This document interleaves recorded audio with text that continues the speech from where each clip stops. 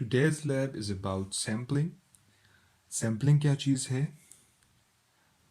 इसको आज के लैब में हम कवर करेंगे। सैम्पलिंग की ज़रूरत क्यों पड़ती है? मोस्टली सिग्नल्स हमारे पास क्या होते हैं कि वो हमारे पास रियल टाइम सिग्नल्स जितने भी हैं वो सारे एनालॉग सिग्नल्स हैं। लेकिन रियल टाइम में एनालॉग सिग्नल्स को प्रोसेस करना कंपैरेटिवली मुश्किल काम है अगर हम डिजिटल सिग्नल्स को प्रोसेस करें। ठीक है, तो किसी भी सिग्नल को अगर आप एनालॉग से डिजिटल में कन्वर्ट करते हैं तो सबसे पहला जो हमारा स्टेप आता है वो है सैम्पलिंग का। ठीक है, सबसे पहला जो हमारा स्टेप आता है वो है सैम्पलिंग।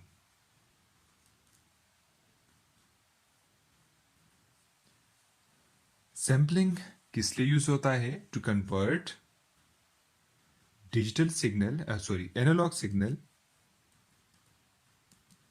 टू कन्वर्ट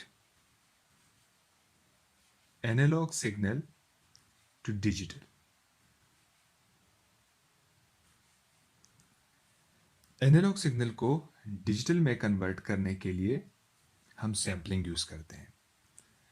ठीक है, सैम्पलिंग किसी सिग्नल की करते किस तरह है, उसका तरीका ये है कि हम मल्टीप्लाई कर देते हैं अपने एनालॉग सिग्नल को कॉम्ब फंक्शन के साथ। ठीक है, multiplying analogue signal with a comb function. अब कॉम्ब फंक्शन क्या चीज है? जिस तरह के इसके नाम से जाहिर है, कॉम्ब कहते हैं कंघी को, तो ये इस तरह का एक फंक्शन होता है जो कि कंघी टाइप होता है। ठीक है, कॉम्ब टाइप होता है।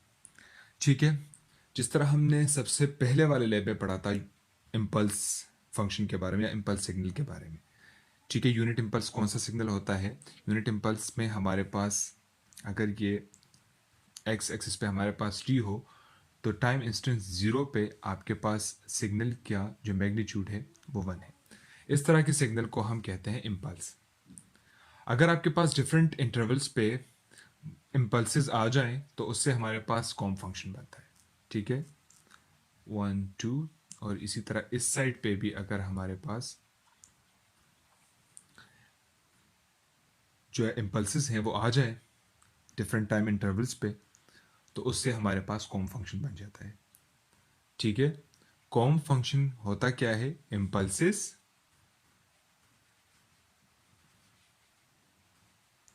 At specific intervals. ठीक है, तो अगर हम कॉम्ब फंक्शन को अपने एनालॉग सिग्नल के साथ मल्टीप्लाई कर ले तो आपके पास जो सिग्नल आता है वो सैंपल्ड सिग्नल हो जाता है। यानी आपके पास अगर फॉर एग्जांपल ये एक सिग्नल है, दूसरा आपके पास कॉम्ब फंक्शन हो गया। ठीक है, ये हमारे पास एक सिग्नल है साइनोसाइड टाइप का। इस सिग्नल को, ये एक एनालॉग सिग्नल है और इसको हम सैंपल करना चाहते हैं, इसकी हम सैंपलिंग करना चाहते हैं। तो कैसे करेंगे? हम इसी एनालॉग सिग्नल को मल्टीप्लाई कर देते हैं किसके साथ? कॉम्ब फंक्शन के साथ। जब आप इसको कॉम्ब फंक्शन के साथ मल्टीप्लाई कर ले तो इससे आपके पास जो आउटपुट आएगा वो कुछ इस तरह का होगा। ठीक है, तो ये जो आपके पास आउटपुट सिग्नल है ये आपका सैंपल्ड सिग्नल है। ठीक हो गया। अब कॉम्ब फंक्शन में आपके पास जो दो टाइम इंस्टेंट्स के बीच में टाइम होता है इसको हम कहते हैं टी एस। ठीक है, तो अगर ये हमारे पास टी एस हो गया, अगर दो सैंपल्स के बीच में जो हमारे पास गैप है उसको हमने टी एस कह दिया, तो इसका मतलब ये होगा कि हमारे पास जो सैम्पलिंग फ्रीक्वेंसी होगी एफ एस वो इक्वल हो जाएगी 1/ts के। ठीक है, अगर दो सैंपल्स के बीच में आपका जो टाइम पीरियड है उसको हमने टी एस बोल दिया तो मीन्स कि आपके पास जो सैम्पलिंग फ्रीक्वेंसी हो जाएगी वो F S equals to 1/ts, क्योंकि फ्रीक्वेंसी और टाइम पीरियड आपस में रिसिप्रोकल्स है। नाउ द क्वेश्चन इज कि आपके पास ये जो एफ एस है, ये जो सैम्पलिंग फ्रीक्वेंसी है, ये कितनी होनी चाहिए? आपके सिग्नल की, आपके सैंपल्ड सिग्नल की जो सैम्पलिंग फ्रीक्वेंसी है वो कितनी होनी चाहिए? अगर आपकी सैंपलिंग फ्रीक्वेंसी जो आपके एनालॉग सिग्नल की फ्रीक्वेंसी है उसके ट्वाइस से यानी उसके डबल से कम होगी तो आप अपना ओरिजिनल सिग्नल वापस गेट नहीं कर सकते। ठीक है, अब ये जो क्वेश्चन है कि सैंपलिंग फ्रीक्वेंसी कितनी होनी चाहिए, इसका जो आंसर है ये कहाँ से आ गया? नाइक्वेस्ट क्राइटेरियन से। उसके मुताबिक अगर आपके पास कोई एनालॉग सिग्नल है और उसकी फ्रीक्वेंसी आपके पास एफ है तो जो सैंपल्ड सिग्नल है आपका उसकी फ्रीक्वेंसी यानी सैंपलिंग फ्रीक्वेंसी वो आपके पास इक्वल होगी 2f के, यानी इसके इक्वल होनी चाहिए या इससे ज्यादा। अब ये f क्या चीज है? ये फ्रीक्वेंसी है आपके एनालॉग सिग्नल की जिसको आप सैंपल करना चाहते हैं। ठीक है, ये f जो है ये आपके एनालॉग सिग्नल की फ्रीक्वेंसी है जिसको आप सैंपल करना चाहते हैं। तो आपकी सैंपलिंग फ्रीक्वेंसी जो है वो आपके एनालॉग सिग्नल की फ्रीक्वेंसी की डबल होनी चाहिए। अगर डबल नहीं होगी, डबल या उससे ज्यादा, अगर डबल नहीं होगी तो क्या होगा? उस केस में आप अपना ओरिजिनल सिग्नल वापस गेट नहीं कर सकते डिजिटाइज सिग्नल से। फॉर एग्जाम्पल आपने एक एनालॉग सिग्नल ले लिया और उसको आप डिजिटल सिग्नल में कन्वर्ट कर रहे हैं, ठीक है, और आपने सैंपलिंग फ्रीक्वेंसी 2f से कम रख दी, तो जो आपने डिजिटल सिग्नल गेट किया था सैंपलिंग फ्रीक्वेंसी 2f से कम रख के जो आपने सैंपल्ड सिग्नल गेट किया था, डिजिटाइज सिग्नल गेट किया था, उससे आप वापस अपना ओरिजिनल सिग्नल गेट नहीं कर सकते अगर आपने उसकी फ्रीक्वेंसी 2f से कम रखी होगी तो। ठीक है, नेक्वेस्ट क्या कहता है कि अगर आपकी सैंपलिंग फ्रीक्वेंसी एनालॉग सिग्नल जिसको आप डिजिटल में कन्वर्ट कर रहे हैं अगर उसकी फ्रीक्वेंसी के डबल के इक्वल नहीं होगी या उससे ज़्यादा नहीं होगी तो आप अपना ओरिजिनल सिग्नल वापस गेट नहीं कर सकते। ठीक है, तो अगर आपने किसी एनालॉग सिग्नल को डिजिटल में कन्वर्ट करना हो तो उसके लिए ज़रूरी है कि आपकी सैंपलिंग फ्रीक्वेंसी उसी एनालॉग सिग्नल के फ्रीक्वेंसी के डबल के बराबर हो या उससे ग्रेटर हो। अगर उससे लेस होगी तो एलियासिंग होगी। इसका मतलब यह है कि आप अपना ओरिजिनल सिग्नल वापस गेट नहीं कर सकते। ठीक है, फॉर एग्जाम्पल आपके पास एक सिग्नल है ये वाला, ठीक है, ये 0 हो गया, यहाँ पे ये 1 हो गया, इस पॉइंट पे ये 1 है तो और इसको फॉर एग्जांपल हम सेकंड्स में ले रहे हैं। ठीक है, तो 0 से 1 तक एक साइकिल कंप्लीट हो गया। इसका मतलब यह है कि 1 साइकिल 1 सेकंड में कंप्लीट हो गया, तो मीन्स के फ्रीक्वेंसी इस सिग्नल की है 1 हर्ट्ज या 1 साइकिल पर सेकंड हम कह सकते हैं। ठीक है, तो अगर हम इसी सिग्नल को डिजिटल में कन्वर्ट करना चाह रहे हैं तो उसके लिए ज़रूरी है कि आपकी सैंपलिंग फ्रीक्वेंसी 2 हो। ठीक है, यानी कि 2 सैंपल्स पर सेकेंड। अगर आपकी सैंपलिंग फ्रीक्वेंसी 2 से कम हो, अगर हम इसको इसी एनालॉग सिग्नल की जो फ्रीक्वेंसी है 1 हर्ट्ज उसी के इक्वल ले लें, 1 सैंपल पर सेकेंड ले लें, तो उस केस में 0 से लेकर 1 के बीच में आपके पास सिर्फ एक सैंपल आएगा। अब ये एक सैंपल के बेस पे हमने इस सिग्नल को वापस गेट करना है। अब एक ही सैंपल है तो क्या इस एक सैंपल के बेस पे हम अपना ये वाला सिग्नल वापस गेट कर सकते हैं या उसके करीब करीब कोई सिग्नल हम इससे जनरेट कर सकते हैं? नहीं कर सकते। कोई इसको इस तरह से लेगा, कोई इसको इस तरह से लेगा, ठीक है, लेकिन जो ओरिजिनल शेप है उसके करीब करीब का कोई सिग्नल जो है वो वापस हम नहीं ले सकते इससे। ठीक है, लेकिन अगर हम फॉर एग्जांपल अपनी इस fs को 2f कर दे, ठीक है, तो उस केस में आपके पास सैंपलिंग फ्रीक्वेंसी हो जाएगी 2 into 1 इक्वल्स टू 2। अब इस केस में 0 से 1 के बीच में हमारे पास 2 सैंपल्स आ गए। ठीक है, तो अगर हम इससे वापस अपना ओरिजिनल सिग्नल गेट करना चाह रहे हैं तो अगर हम इसको इस तरह से भी कर ले तो थोड़ा बहुत हमारा ओरिजिनल सिग्नल जो है वो हम हासिल कर पा रहे हैं। इसी तरह अगर सैम्पलिंग फ्रिक्वेंसी हम मज़ीद ज़्यादा करें तो हम अपने ओरिजिनल सिग्नल के मज़ीद करीब होते जाते हैं। ठीक है, इसलिए जितनी सैम्पलिंग फ्रिक्वेंसी आपकी ज़्यादा होगी, आपका जो कंप्यूटेशन है वो ज़्यादा हो जाएगा और सिग्नल आप जो ओरिजिनल सिग्नल है उसके करीब करीब हो जाएंगे। ठीक है, लेकिन सैम्पलिंग फ्रिक्वेंसी इतनी ज़्यादा भी नहीं रखनी कि आपकी कंप्यूटेशन टाइम आपकी ज़्यादा हो जाए। तो आपने जो सैम्पलिंग फ्रिक्वेंसी रखनी है अपने सैम्पल्ड सिग्नल की, वो आपने या तो ओरिजिनल सिग्नल के फ्रिक्वेंसी के डबल रखनी है नेक्वेस्ट क्राइटेरियन के मुताबिक, या फिर उससे ज़्यादा रखनी है। अभी आपने देख लिया कि जब हमने उसको 2f कर दिया तो उस केस में आपका जो ओरिजिनल सिग्नल सॉरी जो आपका जो सैम्पल सिग्नल है उससे जब हम ओरिजिनल सिग्नल हासिल कर रहे थे तो उसका शेप इस तरह का बन गया, जो कि ओरिजिनल सिग्नल के करीब करीब है। अगर सैम्पलिंग फ्रिक्वेंसी हम ज़्यादा करते हैं तो क्या हो जाएगा, ये जो शेप है ये और भी ओरिजिनल सिग्नल के करीब चला जाएगा। इसी तरह और ज़्यादा करेंगे सैम्पलिंग फ्रिक्वेंसी तो और भी ज़्यादा करीब चला जाएगा। जितनी सैम्पलिंग फ्रिक्वेंसी आप ज़्यादा रखेंगे उतनी ही आपका जो सैम्पल्ड सिग्नल है उससे आपका ओरिजिनल सिग्नल हासिल करना आसान होता जाएगा।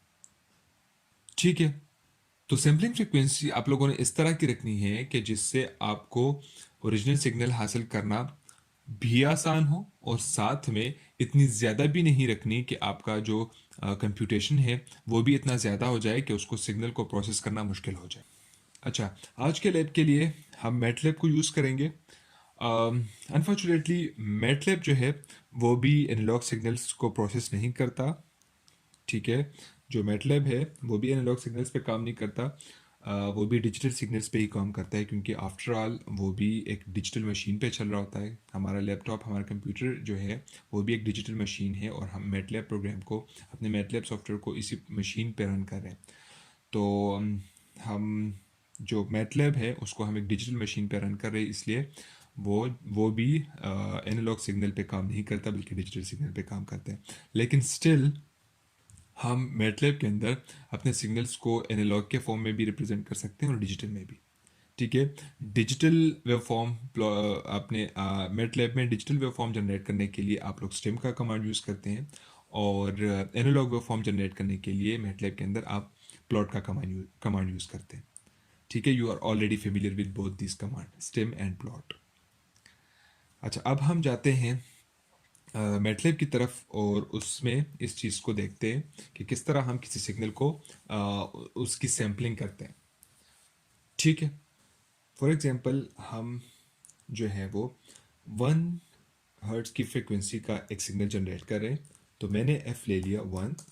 ठीक है, उसके बाद हम टाइम ले लेते हैं, उसको मैंने कर दिया 0 से लेकर 1/1000 के जंप के साथ 1 तक। ठीक है, और उसके बाद एक्स एक सिग्नल मैंने ले लिया और उसमें मैंने एक साइनसॉइडल सिग्नल जनरेट कर दिया, फॉर एग्जांपल cos 2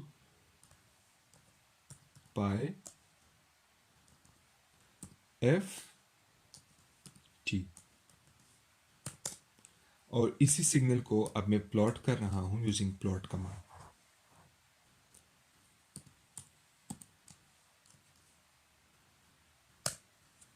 ठीक है, तो ये हमारे पास एक साइनसॉइडल सिग्नल जनरेट हो गया। अब ये जो यहाँ पे हमारे पास साइनसॉइडल सिग्नल जनरेट हो गया है, ये भी असल में प्योर एनालॉग सिग्नल नहीं है। ठीक है, क्योंकि मैंने पहले ही मेंशन कर दिया कि मैटलैब जो है वो एक डिजिटल मशीन पे रन हो रहा है, इसलिए उसमें हमारे पास जो सिग्नल्स होते हैं, जिस सिग्नल्स पे वो काम करता है वो भी एनालॉग नहीं होते बल्कि डिजिटल सिग्नल्स पे काम करता है मैटलैब। ठीक है, तो यहाँ पे हमने क्या किया हुआ है, ये जो आपको 1000 नज़र आ रहा है ये असल में क्या है, सैम्पलिंग फ्रीक्वेंसी है। ठीक है, तो इस सिग्नल में ये जो अभी हमने जनरेट किया था उसमें हमारे पास सैंपल्स कितने थे, टोटल 1000 थे। उसका जो शेप बन रहा था वो बिल्कुल जो है वो एनालॉग टाइप का बन रहा था, क्योंकि उसके सैंपल्स हमने काफ़ी ज़्यादा रखे हुए थे। अगर इन सैंपल्स को हम और भी ज़्यादा कर लें तो और भी हमारा जो सिग्नल है वो ज़्यादा अच्छे से बन जाएगा। ठीक है, मैंने सैम्पलिंग फ्रिक्वेंसी मज़ीद ज़्यादा कर दी और दोबारा मैंने उसी सिग्नल को जनरेट कर दिया और प्लॉट कर दिया। तो जितना आप सैम्पलिंग फ्रिक्वेंसी ज़्यादा करेंगे आपका जो सिग्नल का शेप है वो एनालॉग की तरफ जो है वो मज़ीद करीब होता जाएगा। ठीक है, तो इस चीज़ को फिलहाल हम सैम्पलिंग फ्रिक्वेंसी नहीं कह रहे, ठीक है। फॉर एग्जांपल हमने एक एनालॉग सिग्नल जनरेट कर दिया, जो कि अभी हमने उसको प्लॉट कर दिया, जो कि ये वाला सिग्नल है, ठीक है। अब इसी सिग्नल को हम इसकी सैम्पलिंग करना चाह रहे हैं, ठीक है, इसको डिजिटाइज करना चाह रहे हैं। तो इसको हम क्या कर लेते हैं, हम इसकी पहले सैम्पलिंग फ्रिक्वेंसी डिसाइड कर लेते हैं, उसके बाद इसको इसकी सैम्पलिंग कर देते हैं, ठीक है। तो फॉर एग्जांपल मैंने एफ एस ले लिया और उसको मैंने एफ के इक्वल कर दिया, ठीक हो गया। मैंने नेक्वेस्ट क्राइटेरियन को फॉलो नहीं किया, मैंने एनालॉग सिग्नल की फ्रीक्वेंसी के डबल नहीं लिया, सैम्पलिंग फ्रीक्वेंसी को मैंने उसको एफ के इक्वल ले लिया। तो क्या होगा मेरे पास, अगर मैं एफ एस को एफ के इक्वल ले लूँ और दोबारा टी को with frequency F S generate करूँ और एक और सिग्नल मैं यहाँ पे ले लूँ विद दिस टी, ठीक है, और उसको फिर यहाँ पे प्लॉट कर ले विद यूजिंग स्टेम कमांड। तो यहाँ पे अगर आप लोग देख लें कि आपके पास जो सिग्नल यहाँ पे जनरेट हुआ है, क्या आप इससे वापस वही सिग्नल गेट कर सकते हैं जो इससे पहले हमने यूजिंग प्लॉट कमांड जनरेट किया था? नहीं कर सकते। अगर आप चाहते हैं कि आप उसके करीब करीब का कोई सिग्नल वापस जनरेट कर सके, तो उसके लिए आप क्या कर ले, एफ एस को एनालॉग सिग्नल के फ्रीक्वेंसी के कम से कम डबल रखते हैं, ठीक है, सॉरी 2 मल्टीप्लाई बाय एफ होगा, हो जाएगा, ठीक है। तो उसके बाद अब हमने क्या कर दिया, हमने सैम्पलिंग फ्रीक्वेंसी ओरिजिनल सिग्नल के फ्रीक्वेंसी के डबल रख दिया, ठीक है। इसके बाद अगर हम दोबारा टी को इस सैम्पलिंग फ्रीक्वेंसी के साथ जनरेट कर ले और सिग्नल भी दोबारा जनरेट करके उसको प्लॉट करें यूजिंग स्टेम कमांड, तो क्या हो जाएगा। अब यहाँ पे अगर आप देख लें तो इस केस में अब वापस अपना सिग्नल गेट करना आसान हो जाएगा, ठीक है। अगर हम इसी सिग्नल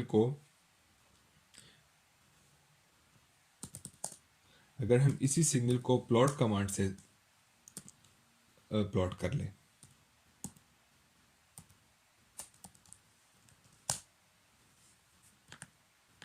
तो देख लें कि इस तरह का सिग्नल बन गया।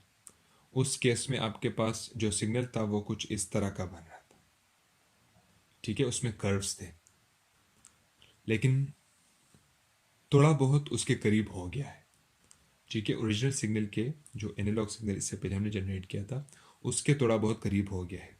तो जितनी आप सैम्पलिंग फ्रीक्वेंसी ज़्यादा करते जाएंगे उतना ही आपके पास जो सिग्नल है वो ओरिजिनल सिग्नल के करीब होता जाएगा।